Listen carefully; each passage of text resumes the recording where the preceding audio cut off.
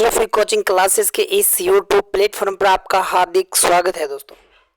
आज हम फिर से आपके लिए लेके आए करंट अफेयर प्राचीन भारत का इतिहास एमसीक्यू क्वेश्चंस, जिसमें हम पढ़ने वाले हैं प्राचीन भारत का इतिहास। और प्राचीन भारत के इतिहास की बात करें तो प्राचीन भारत के इतिहास में आपसे एनटीपीसी या आरआरबी, आरपीएफ और जितने भी भर्ती परीक्षाएं हैं उन सभी में यहाँ से क्वेश्चन पूछे जाते हैं, तो उनके बारे में हम बात करने वाले हैं और वहाँ से क्वेश्चन ज़्यादा पूछने की संभावना है। इसीलिए मैं सबसे पहले प्राचीन भारत का इतिहास करवा रहा हूँ, उसके बाद में मैं मध्य भारत का इतिहास कराऊंगा और बाद में आधुनिक भारत का इतिहास के बारे में एमसीक्यू क्वेश्चन से बात करेंगे दोस्तों। तो हमारा जो सबसे पहला क्वेश्चन है वो कौन सा क्वेश्चन है कि सेलुकस निकेटर कौन था। तो सेलुकस निकेटर कौन था दोस्तों? तो चंद्रगुप्त मौर्य का प्रधानमंत्री था क्या, या यूनानी विद्वान था क्या, ये सिकंदर का सेनापति था क्या, या गणितज्ञ था क्या? तो इसका जो सही आंसर है वो कौन सा है? सिकंदर का क्या था? ये सेनापति था दोस्तों। क्या था? सिकंदर का सेनापति था। सिकंदर के सेनापति की अगर बात करें दोस्तों तो सेलुकस निकेटर था। और इसी के बारे में चर्चा करें तो देखो, सेलुकस निकेटर सिकंदर का सेनापति में से एक था। ये जो सेनापति था ये पैदल टुकड़ी का था। किस टुकड़ी का था? पैदल सेना का सेनापति था। कौन? Seleucus Nicator. और सिकंदर की मृत्यु के बाद पूर्वी एशिया के अधिकांश प्रांतों पर नियंत्रण पाने में सफल रहा था ये। कौन? Seleucus Nicator. और चंद्रगुप्त ने उसे 301 ईसा पूर्व के आसपास हराया था। किसे हराया था? सेलुकस निकेटर को हराया किसने? चंद्रगुप्त मौर्य ने हराया था 301 ईस्वा पूर्व में। तो ये आपको याद रखना है। और ये भी इसी प्रकार से पूछ सकता है कि चंद्रगुप्त मौर्य ने सेलुकस निकेटर को कब हराया। ठीक है, तो अब देखो नेक्स्ट क्वेश्चन की अगर बात करें तो नेक्स्ट क्वेश्चन कौन सा है कि मौर्य प्रशासन में आय का मुख्य स्रोत निम्नलिखित में से कौन सा है दोस्तों? तो आय का साधन कौन सा है? तो राजस्व कर था क्या, व्यापार था क्या, दान था क्या, या भूमि राजस्व था क्या? तो इसका जो सही आंसर है वो कौन सा है दोस्तों? तो भूमि राजस्व। क्या है? भूमि राजस्व है। तो भूमि राजस्व, अगर इसकी बात करें भूमि राजस्व की दोस्तों, तो मौर्यों के पास एक विशाल स्थायी सेना थी। क्या थी? विशाल स्थायी सेना थी दोस्तों। विशाल स्थायी सेना थी। राज्य कर इतनी बड़ी सेना को बनाए रखने के लिए अपर्याप्त थे। क्या थे? अपर्याप्त थे। इसीलिए उन्होंने अधिक राजस्व उत्पन्न करने के लिए कुछ आर्थिक गतिविधियों को नियमित करना क्या कर दिया? शुरू कर दिया। और आय का मुख्य स्रोत भूराजस्व को बनाया था दोस्तों। तो अब नेक्स्ट क्वेश्चन की बात करें तो नेक्स्ट क्वेश्चन कौन सा है कि निम्नलिखित में से किस विदेशी यात्री ने अपने संस्मरणों में उल्लेख किया है कि चंडाल गांव से बाहर रहते थे और उन्हें उच्च जातियों से दूरी बनाए रखनी पड़ती थी? तो इसका सही आंसर कौन सा है दोस्तों? तो इसका सही आंसर कौन सा है? तो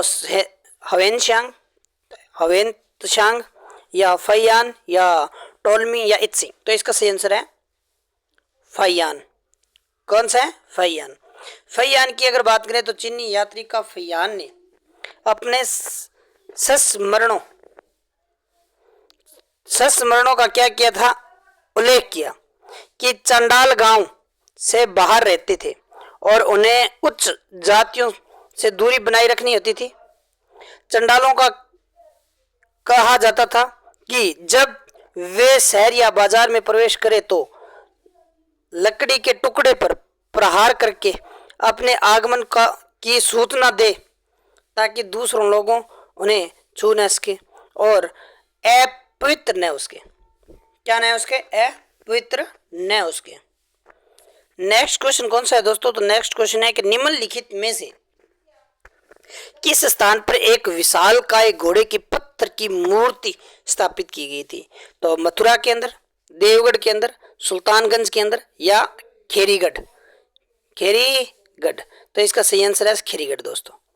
खेरीगढ़ की अगर बात करें तो उत्तर प्रदेश के खेरीगढ़ में एक घोड़े की विशालकाय मूर्ति मिली है जो संभवतः अश्वमेघ घोड़े का प्रतिनिधित्व करती है।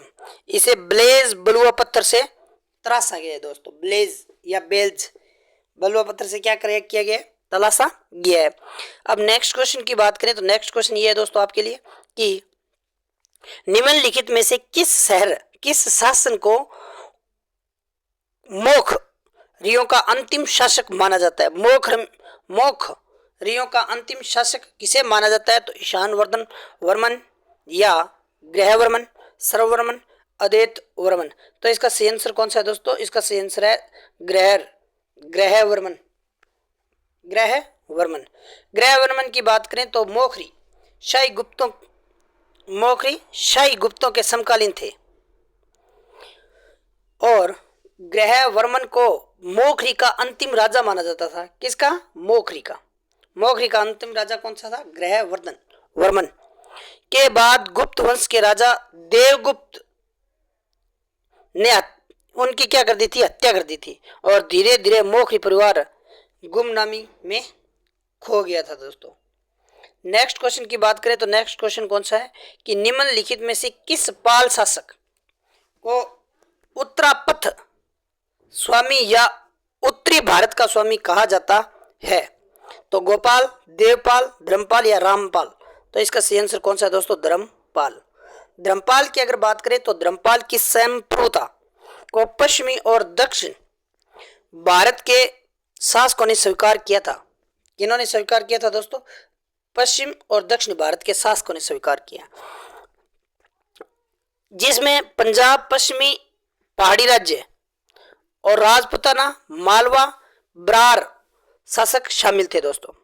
वहीं उत्तरी भारत में सर्वोच्च शासक बन गया, इसीलिए इसे उत्तरपथ स्वामी या उत्तर भारत का स्वामी कहा जाता है दोस्तों। किसे कहा जाता है? तो धर्मपाल को कहा जाता है।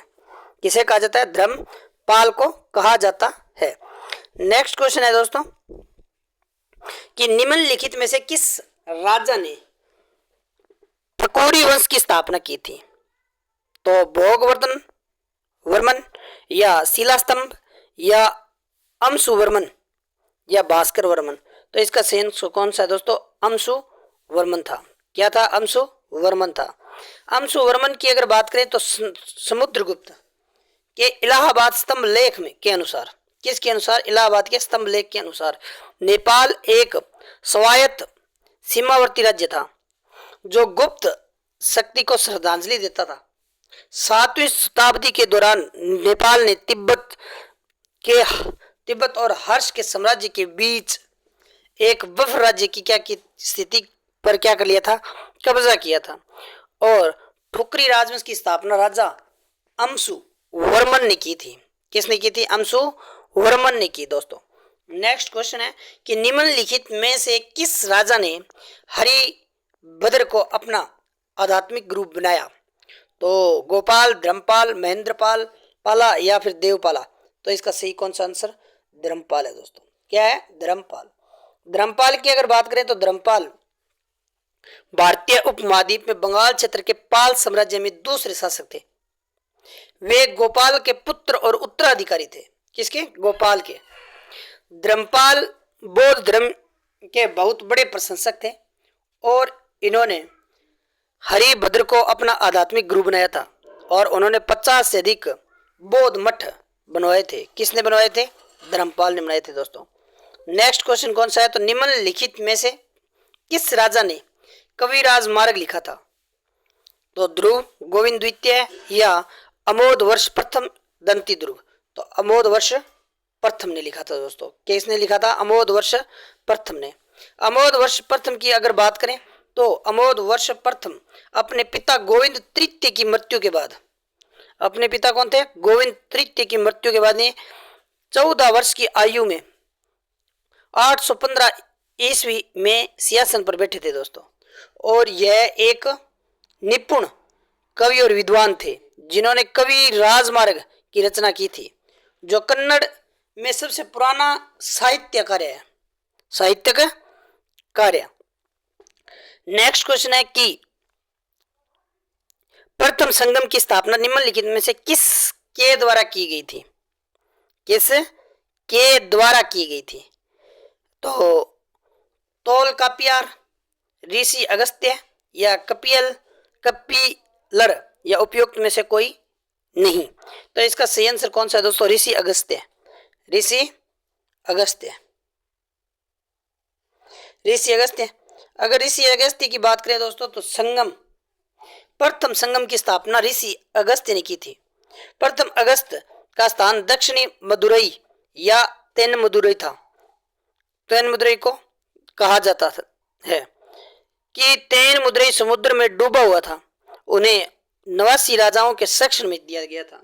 तो आज के लिए बस इतना ही। अगर ये क्लास आपको अच्छी लगे तो ज़्यादा से ज़्यादा शेयर, सब्सक्राइब और लाइक करना ना भूलें। इस क्लास को एंड तक जरूर देखना है दोस्तों, और इसे सभी के पास शेयर जरूर करना है, ठीक है। और ये जो क्लास है आपके लिए वेरी इंपॉर्टेंट रहने वाली है दोस्तों। तो धन्यवाद।